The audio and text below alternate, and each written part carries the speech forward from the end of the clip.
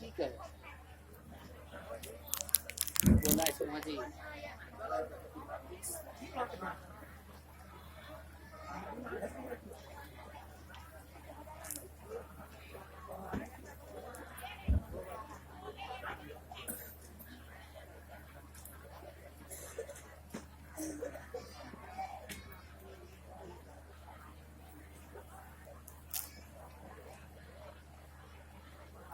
बंदो गुरुपद कंज कृपा सिंधु नर रूप हरि महामोहतम पुंज जासु वचन रवि कर मेरा मुझ में कुछ नहीं, जो कुछ है गुरु तोर तेरा तुझको सौंप दे, क्या लागेगा मोर।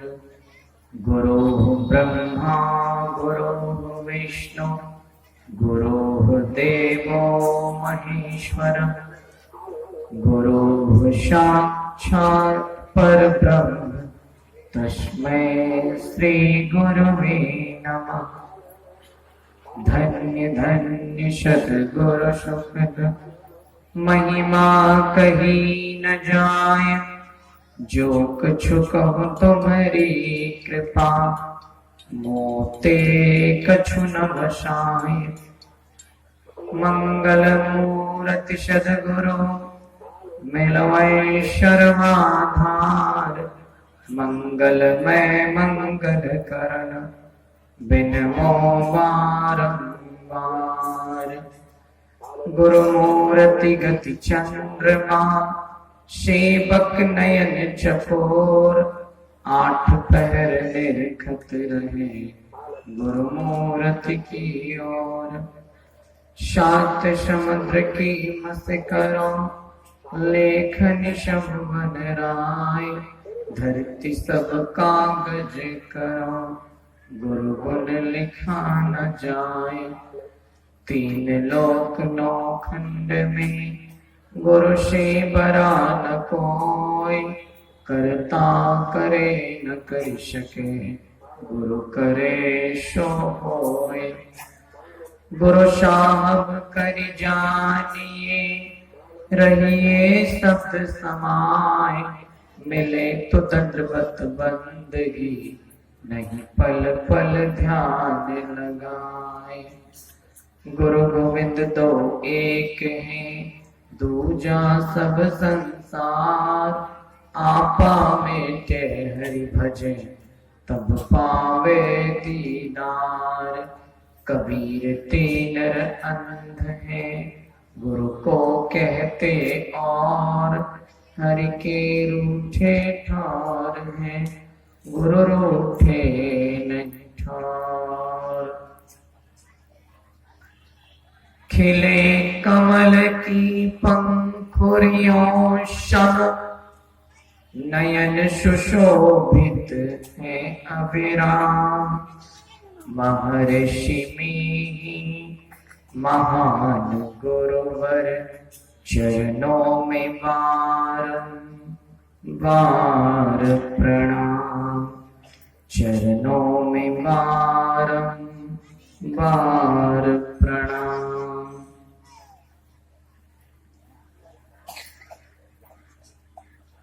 बोलिए प्रेम से श्री सद्गुरु महाराज की जय।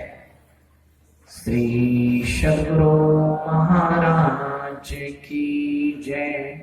श्री सद्गुरु महाराज की परम आदरणीय प्रातः स्मरणीय स्वयं वंदनीय सारे राष्ट्र नहीं अपितु समस्त विश्व के पूजनीय संत शब्द को वास्तविक अर्थ प्रदान करने वाले, तप त्याग साधना एवं ब्रह्म आराधना की प्रतिमूर्ति, ब्रह्म ज्ञान की ज्योति को जगत के कण कण में प्रज्वलित करने वाले, अज्ञानाधीन संसार को अपने ज्ञानालोक से आलोकित करने वाले, भक्ति की गंगा को वसुंधरा के प्रत्येक वातावरण में प्रवाहित करने वाले, अखिल विश्व को शांति सुधा का पान कराने वाले, 20वीं सदी के महान संत मत के महान आचार्य, अनंत श्री विभूषित और व्यक्त रूप में मंचासीन, ब्रह्मलीन, तेजस्वी, ओजस्वी, तपस्वी, यशस्वी, मनस्वी, त्यागी, बैरागी तथा ईश्वर अनुरागी, परमहंस योगी, परमाराध्य सदगुरुदेव भगवान की त्रिलोक पावन, पतित पावन, विश्व वंदनीय, परम पूज्य पाद युगल से चरणों में मेरा कोटि कोटि नमन, मेरी ओर से बारंबार दंडवत। व्यक्त रूप में मंचासीन, विद्वत प्रवण महात्मागण, दूर दराज से आए हुए सत्संग अनुरागी महानुभावों,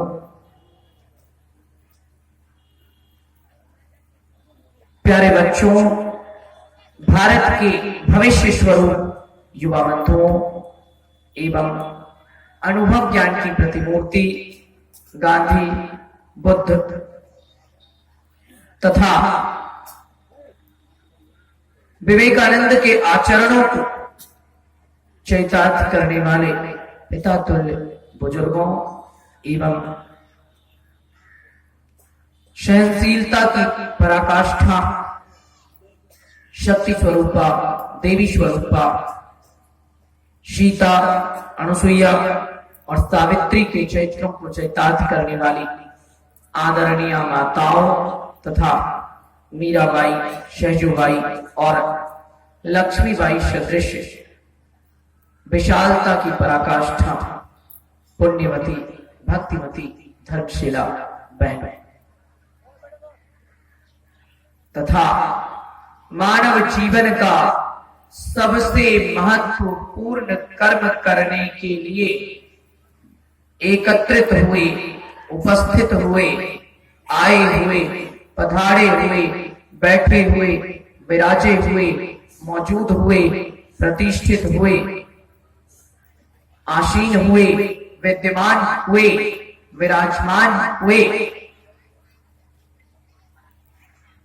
प्रतिष्ठित हुए समस्त श्रोतागणों और भी जहां तक इस ध्वनि विस्तारक यंत्र के माध्यम से मेरी ये ध्वनि जा रही है, आप सबों की जीवात्मा में बसे हुए उस परम प्रभु परमात्मा को, उस सत्य स्वरूप सच्चिदानंद को मेरा कोटि कोटि नमन, मेरी ओर से बारंबार दंडवत।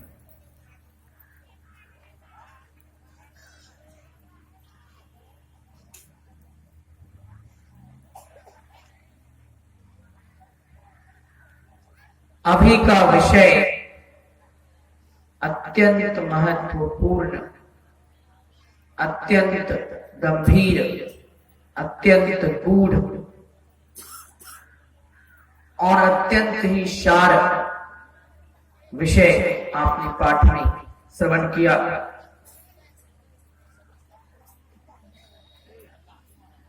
ध्यान की महिमा के विषय।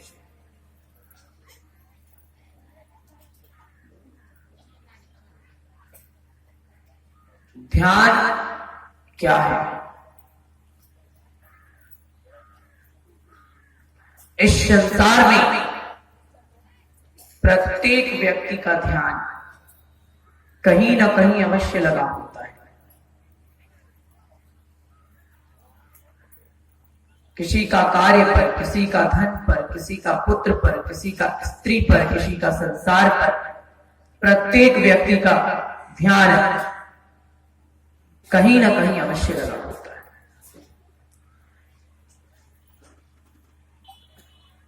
परंतु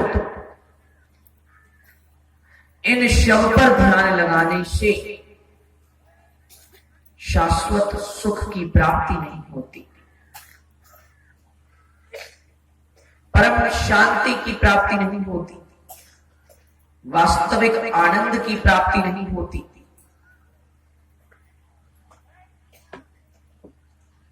परम कल्याण नहीं होता।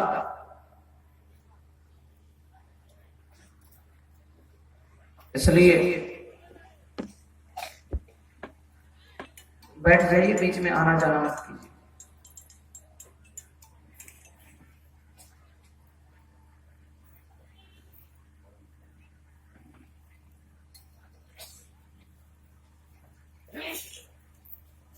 इसलिए ध्यान की परम विशेषता है। परंतु जिन पदार्थों पर हम ध्यान लगाए हुए वो सब के सब नश्वर है। इसलिए उनसे प्राप्त होने वाला सुख भी क्षणिक है। इसलिए उनसे प्राप्त होने वाला सुख भी नश्वर है। हमारा ध्यान पदार्थ पर लगा होता है। धन क्या है? पदार्थ है। मकान क्या है? पदार्थ है। संसार की प्रत्येक वस्तु क्या है? पदार्थ है। उन्हें पदार्थ कहते हैं। हमारा ध्यान पदार्थों पर लगा हुआ है, परंतु पदार्थों पर ध्यान लगे रहने से परम कल्याण नहीं होता। जब ये ध्यान समस्त पदार्थों से हटकर एक परमात्मा पर लग जाए तब परम कल्याण होता है। पदार्थ परमात्मा की रचना है। परमात्मा ने पदार्थों की रचना की है, परंतु परमात्मा की रचना किसी ने नहीं की। वो अपने आप बने हुए हैं। कल भी मैंने बताया था, संसार का हर मालिक बनाने से बनता है, परंतु उन्हें कोई बना नहीं सकता। निज इच्छा निर्मित तनु माया योग रूपा। स्वयं से निर्मित, माया और इंद्रियों के परे परमात्मा, उन्हें हमें ध्यान से प्राप्त करने की आवश्यकता है। तो ध्यान, हमारा ध्यान पदार्थों पर लगा हुआ है, उसे परमात्मा की तरफ मोड़ना है। हमारा मन संसार में लगा हुआ है, उसे सर्वेश्वर की तरफ मोड़ना है। हम सबका मन माया में लगा हुआ है, उसे मायापति की तरफ मोड़ना है। हम सबका मन नश्वर में लगा हुआ है, उसे अविनाशी की तरफ ले जाना है। हम सबका मन दुनिया में लगा हुआ है, उसे दुनिया बनाने वाले में ले जाना है। हम सबका मन संसार में लगा हुआ है, उसे सर्वशक्तिमान पर लगाना है।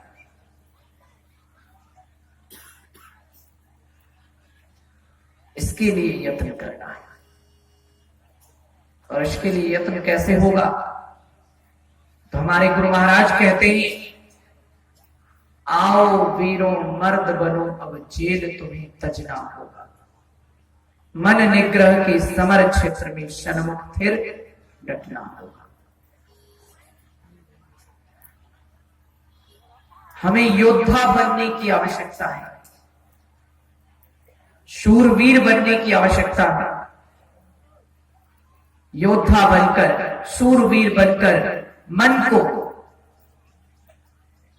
अपने वश में करने की, मन पर नियंत्रण करने की इस युद्ध भूमि में डटे रहना है।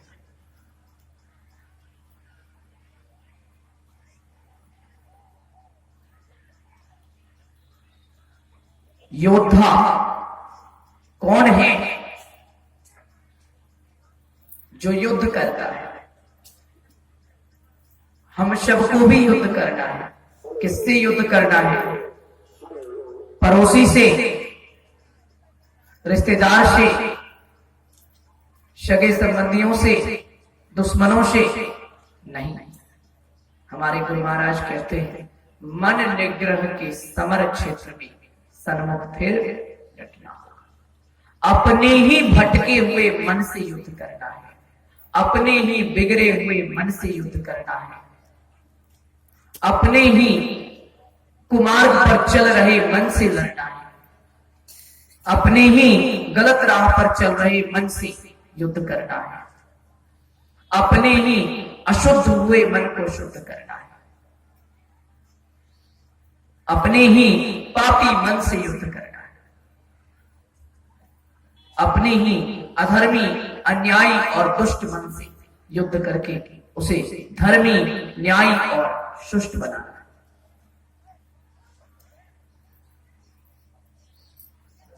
अपने ही विषय भोगी मन से युद्ध करना है और उसे निराशक्त योगी बनाना है।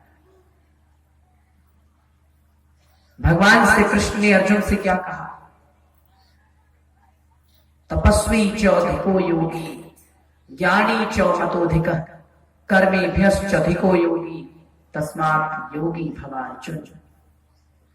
अर्थात गीता में भगवान श्री कृष्ण कहते हैं कि अर्जुन, तपस्वियों से योगी श्रेष्ठ है। तपस्वी च अधिको योगी, ज्ञानी च मतोधिकः। मेरे मत के अनुसार ज्ञानियों से भी योगी श्रेष्ठ है। कर्म कांड करने वाले पंडितों से, कर्म कांडियों से, यानी बाहरी पूजा पाठ करने वालों से भी योगी श्रेष्ठ है। तस्मात् योगी भव अर्जुन। इसलिए हे अर्जुन, तुम योगी बन।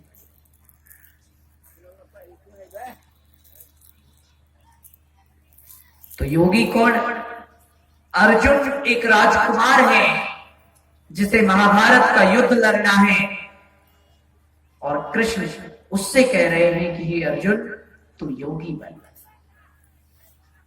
एक तरफ युद्ध करने के लिए कह रहे हैं, दूसरी तरफ योगी बनने के लिए कह रहे हैं। एक राजकुमार जिसे लड़ाई झगड़ा करना है, वो योगी कैसे हो सकता है? ऐसा प्रश्न उठ सकता है। ये संदेश देकर श्री कृष्ण ने बताया, योगी बनने के लिए वस्त्रों को रखने की आवश्यकता नहीं है।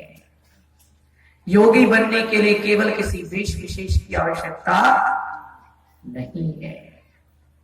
अर्जुन एक राजकुमार है जिसके वस्त्र रंगे हुए नहीं है, जो कोई सन्यासी नहीं है, जो किसी आश्रम में नहीं रहता, लेकिन कृष्ण कह रहे हैं तू योगी बन।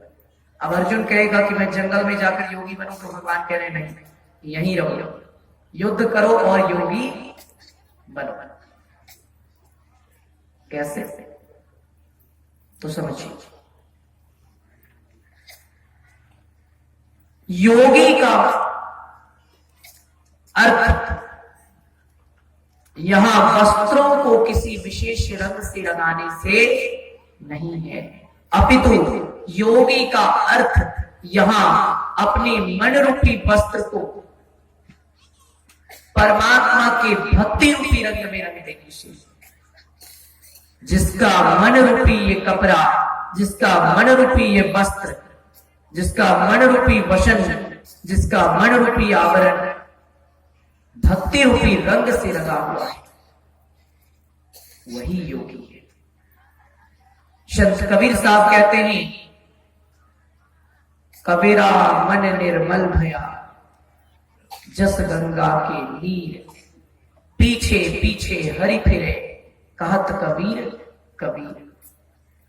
संत कबीर साहब कहते हैं, जिसका मन निर्मल हो गया, जिसका मन शुद्ध हो गया, कैसा निर्मल? कबीरा मन निर्मल भया, जस गंगा के नीर। जैसे गंगा का जल शुद्ध होता है, निर्मल होता है, उसकी पवित्रता अशुभ जल के बहने के पश्चात भी कम नहीं होती। ठीक उसी प्रकार सारी अशुद्धियों, सारी बुराइयों के साथ रहते हुए भी आपका मन बुरा ना बने। जैसे गंगा जी के जल में अशुद्ध जल भी रहता है, अपवित्र जल भी रहता है, गंगा के जल में गंदा जल भी रहता है, लेकिन फिर भी गंगा की पवित्रता कम नहीं होती। तुलसीदास जी महाराज ने लिखा, शुभ अरु अशुभ सलिल शब वहीं, सुर शरीको अपुनीत न कहीं। गंगा की धारा में शुभ और अशुभ दोनों प्रकार के जल रहते हैं, लेकिन फिर भी देव नदी गंगा को कोई अपवित्र नहीं कहता। ठीक उसी प्रकार समस्त बुराइयों, समस्त संसार, समस्त विकारों के बीच रहकर भी आपके मन को उससे अलग रहना चाहिए। ये है निर्मल मन। कितने ही शुद्ध आश्रम में चले जाएं, कितने ही शुद्ध वातावरण में चले जाएं, कितने ही अच्छे लोगों के बीच चले जाएं, लेकिन मन से विषय का ही चिंतन होता रहे, तो वैसा बाहर की शुद्धता उसका कोई महत्व नहीं। कबीरा मन निर्मल भया, जस गंगा के नीर, पीछे पीछे हरि फिरे, कहत कबीर कबीर। जब ऐसी शुद्धता आ जाएगी, जो शुद्धता केवल बाहरी नहीं बल्कि आंतरिक होगी, तो इंसान की बात कौन कहेगा, भगवान पीछे चलते। पुत्र की बात कौन कहे, परमात्मा पीछे चलते। संसार की बात कौन कहे, सर्वेश्वर पीछे चलते हैं। लक्ष्मी या धन की बात कौन कहे, लक्ष्मीपति साथ में पड़े रहते हैं। पीछे पीछे हरि फिरे, कहत कबीर कबीर। परमात्मा उसके आगे नहीं, परमात्मा उनके पीछे चलते हैं। इसलिए ऐसी परम शुद्धता लानी। अब ऐसी परम शुद्धता कहां से आई, याद रखिए,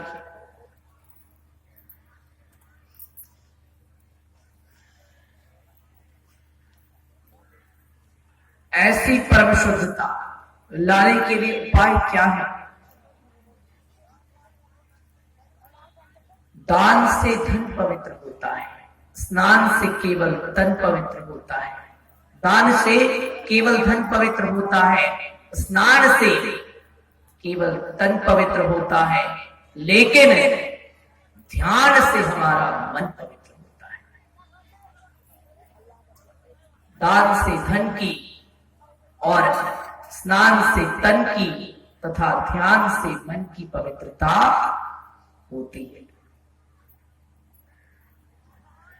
ध्यान करते करते करते करते ध्यान निर्विषय बना, मन निर्विषय हो जाए, मन शुद्ध हो जाए, मन पवित्र हो जाए, तो कल्याण है। मन को शुद्ध करने का, मन को निर्विषय करने का ध्यान के अतिरिक्त और कोई उपाय नहीं है। स्नान का अपना महत्व है, दान का अपना महत्व है, परंतु इन दोनों से भी कहीं अधिक महत्व ध्यान का है, क्योंकि ध्यान हमें ऐसी शुद्धि देता है जो शुद्धि बाहर में कहीं नहीं मिल सकती। वो मन की शुद्धि करवाता है। ध्यान निर्विषयम मना। अब समझिए, सहसा प्रश्न उठता है कि ध्यान किनका किया जाए, ध्यान में किनको बसाया जाए।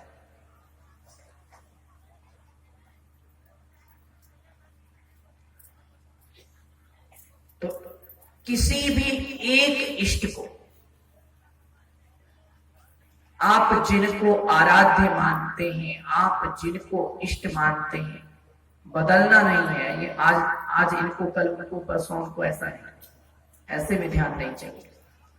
किसी भी एक इष्ट को गुरु को माने सर्वोत्तम है। अन्यथा किसी अन्य को भी अगर आप एक निष्ठ अपना इष्ट मानते हैं तो किसी भी एक इष्ट की, एक मूर्ति को, एक प्रकार की छवि को अपने अंतःकरण में बसा लेना है। दिन रात उनको ही याद रखना है। कैसे याद रखना है? तो कहते हैं 8 पहर निरखत रहे जैसे चंद्र चकोर। जैसे 8 पहर चकोर चंद्रमा को देखता रहता है, देखता रहता है। जिधर जिधर चंद्रमा की दिशा में परिवर्तन होता है, चकोर का सिर भी उधर उधर घूमता रहता है। 8 पहर निरखत रहे जैसे चंद्र चकोर। जैसे चंद्रमा को चकोर 8 पहर निहारता रहता है, देखता रहता है, वैसे ही अपनी एक इष्ट की एक छवि को, अपने एक आराध्य की एक प्रकार की मूर्ति को बदलना कभी नहीं है। जिसको एक बार ध्यान में बसा लिया उसी को दिन रात देखते रहना, उसी का ध्यान दिन रात करते रहना।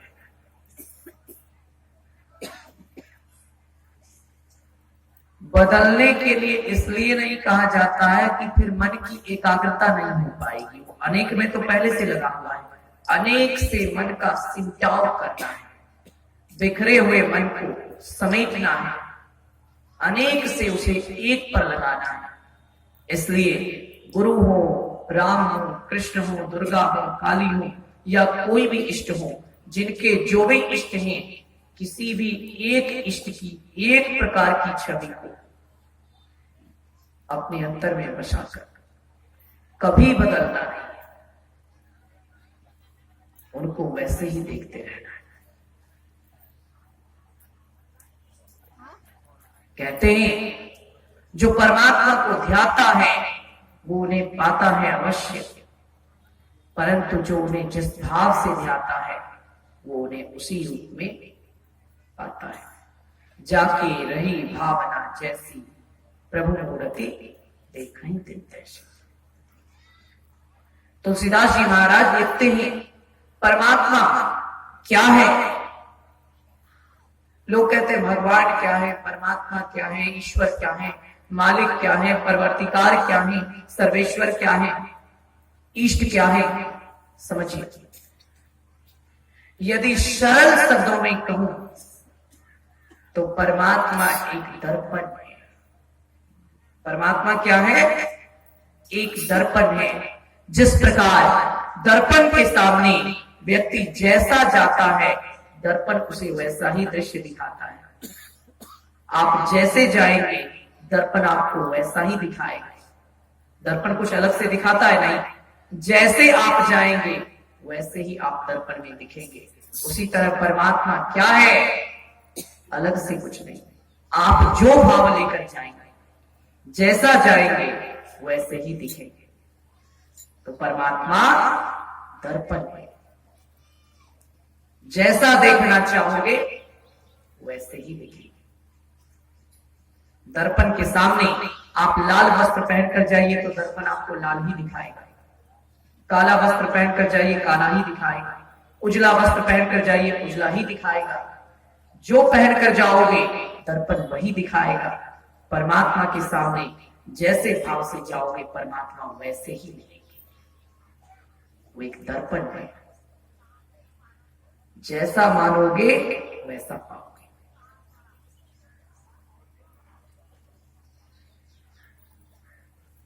यदि प्रेम की पूंजी लेकर जाएंगे तो उन्हें करुणा निधान के रूप में पाएंगे। यदि घृणा की पूंजी लेकर जाएंगे तो वहां उन्हें करुणा निधान के रूप में नहीं, उन्हें महाकाल के रूप में पाएंगे। यदि स्नेह की पूंजी लेकर जाएंगे तो उन्हें अपने आत्मीय जन के रूप में पाएंगे। यदि ज्ञान की पूंजी लेकर जाएंगे तो उन्हें गुरु के रूप में पाएंगे। जैसा भाव लेकर जाएंगे वैसे ही पाएंगे।